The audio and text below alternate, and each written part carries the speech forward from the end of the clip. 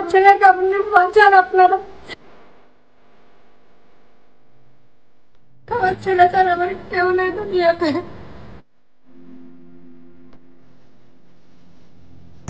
না কোনো এটা কন্ট্রোভার্সি, না কোনো কিছু এটা। তো আমি তোমাদের কাছে মানে একটা ছোট ভাইয়ের হেল্প নিয়ে তোমাদের কাছে এসেছি। তো এনারা দেখতে পাচ্ছেন এনারা হচ্ছে বাবা মা। তো বলুন আপনি বলুন।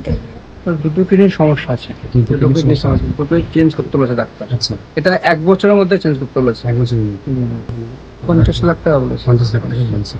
আচ্ছা, আমি একদিন মানে কমসে কম 1-1.5 লাখ টাকা খরচ হয়ে গেছে। বেশি হবে, বেশি। এই রিসেন্ট যেটা গেলাম সেটা 95,000 টাকা হয়ে গেছে।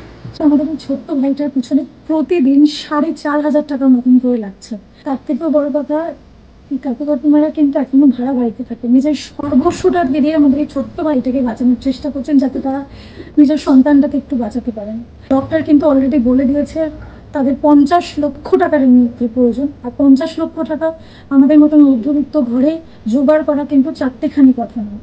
যার কারণে আমাদের আপনাদের সাহায্যটাকে প্রচন্ড ভাবে দরকার। সবাই অনেক দিকে অনেক টাকা খরচা করেন, তো তাহলে এই মধ্যে আমি একটা কথা বলতে চাইছি যে সবাই 10 টাকা 5 টাকা, কেউ যদি 10 টাকা থেকে 5 টাকা থেকে শুরু করে যতটুকু আপনারা পারবেন ততটুকু একটু দেওয়ার চেষ্টা করুন, তাহলে একটা ভাইয়ের প্রাণটা আমরা বাঁচাতে পারবো।